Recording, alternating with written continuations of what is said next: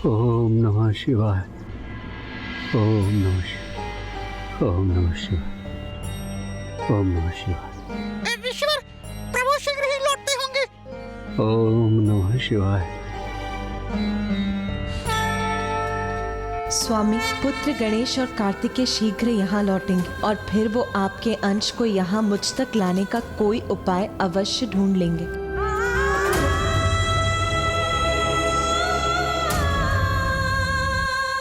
प्रभु गणेश जी, क्या आप मेरे पिताश्री को देख पा रहे हैं? तो मुझे बताइए ना, कहाँ पहुँचे हैं वो? अवश्य सुबोध।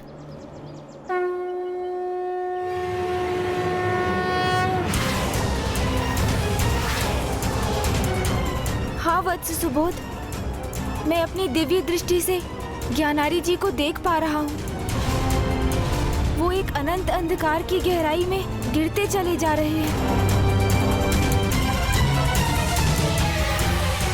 नहीं नहीं नहीं! क्या हुआ गणेश? अब क्या देखा तुमने?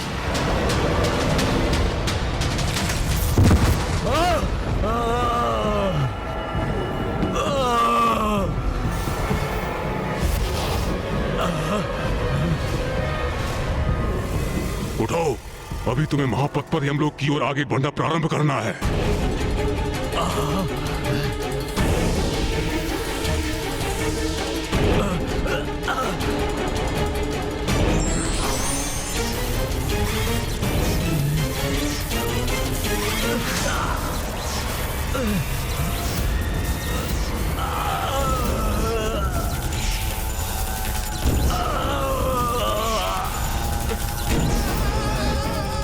छोड़ दो मुझे, छोड़ दो, क्षमा करो मुझे, इतनी भीषण पीड़ा नहीं सह सकता मैं। छोड़ दो, दया करो मुझ पर, दया करो, छोड़ दो, हाँ छोड़ो, छोड़ दो मुझे, छोड़ो, छोड़ो। अब यमदूत ज्ञानारी जी को अपने पाश में बांधकर कांटों, बांबियों और कंकड़ से भरे मार्ग पर घसीटते हुए ले जा रहे हैं। पुत्र सुबोध, अब आपके पिता एक नदी के तट पर पहुंचेंगे।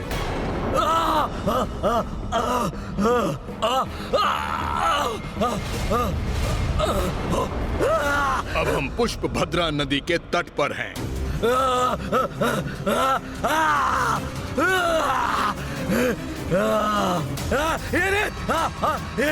अग्नि की समान ताप है इसका।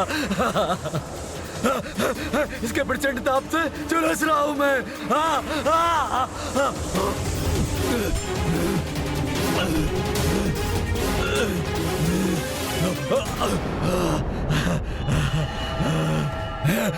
जल जल जल, प्यास प्यास प्यास लगी है मुझे। जल दे दो मुझे, बहुत बहुत प्यास लगी है। पुत्र, अब आपके पिता का यातना शरीर पुष्पभद्रा नदी के तट पर पहुंच चुका है, जहां आपके द्वारा दिया गया पिंडदान उनका भोजन बनेगा और तर्पण का जल प्राप्त होगा।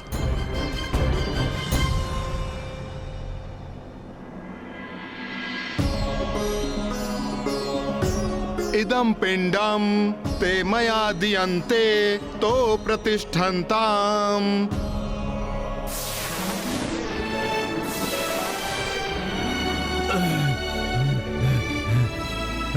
भूख भूख और प्यास तो मिट गई, किंतु किंतु किंतु मेरा कष्ट नहीं मिटा।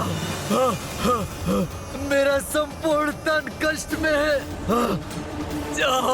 तो जैसे पुनः मृत्यु के मुख में प्रवेश कर रहा हूँ।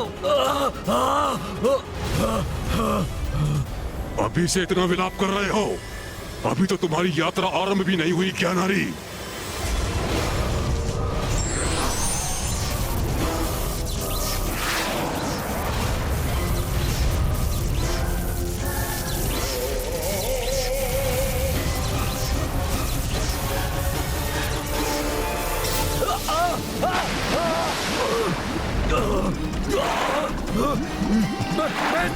डूब रहा हूँ।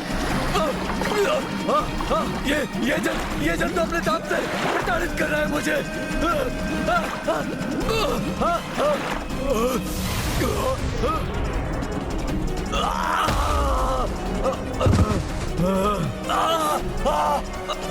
कष्ट तो पड़ते जा रहे हैं।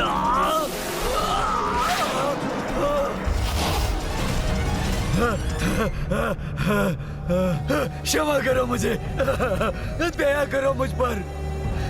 मैं ये कष्ट और नहीं सह सकता, नहीं सह सकता मैं। ये यमपुर है, महापथ पर पड़ने वाला पहला पुर, जहाँ उन आत्माओं को दंड दिया जाता है जिन्होंने अपने जीवन काल में अपने माता पिता का अपमान किया हो। नहीं, मैंने अपने माता पिता का कभी अपमान नहीं किया था, कभी नहीं किया था। हमने तो सम्मान किया है, सम्मान, कभी अपमान नहीं किया। ज्ञानारी जी, यमदूतों से असत्य वचन कहना व्यर्थ है। उनसे आपका कोई सत्य छिपा नहीं। क्या हुआ प्रभु गणेश जी? मेरे पिता कुशल तो है ना? नहीं वत्स सुबोध, अब वो याम्यपुर पहुंच गए हैं, जहां उन्हें अपने एक पाप का भीषण दंड प्राप्त होगा।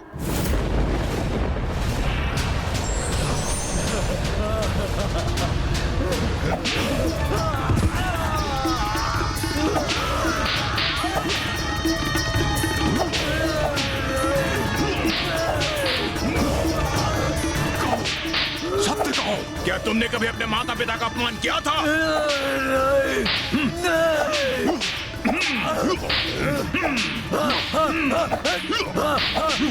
किया था। बहुत बुरा पुत्र था मैं। जब बाल्यावस्था में था, अपने पिता का अपमान और तिरस्कार करने का अपराध किया था मैंने। मुझसे भूल हो गई, मुझे क्षमा करो मुझे। और कोई अपराध और कोई पाप नहीं किया मैंने। तो क्या आप दोनों मुझे यमराज के समक्ष प्रस्तुत करेंगे?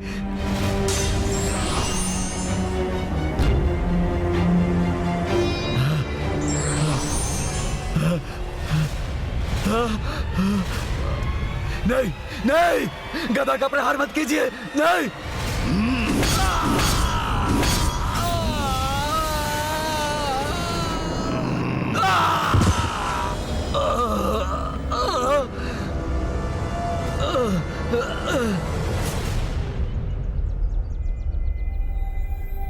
गणेश, अब क्या अपनी दिव्य दृष्टि से तुम कुछ देख पा रहे हो? ज्ञात नहीं भैया, वहाँ क्या हो रहा है? वहाँ तो सर्वत्र अंधकार छाया है। मुझे कुछ दिखाई नहीं दे रहा है भैया वहाँ। ऐसे अंधकार का अर्थ तो ये है कि वो शौर्यपुर पहुंच चुके हैं। ऋषिवर, वहाँ आत्माओं के साथ क्या होता है? ऐसा सुना जाता है वत्स कि शौर्यपुर के राजा अत्यंत भयंकर हैं और उसके दर्शन मात्र से आत्मा भयभीत हो जाती है और कुछ यातना शरीर तो वहां से आगे बढ़ने में असमर्थ हो जाते हैं।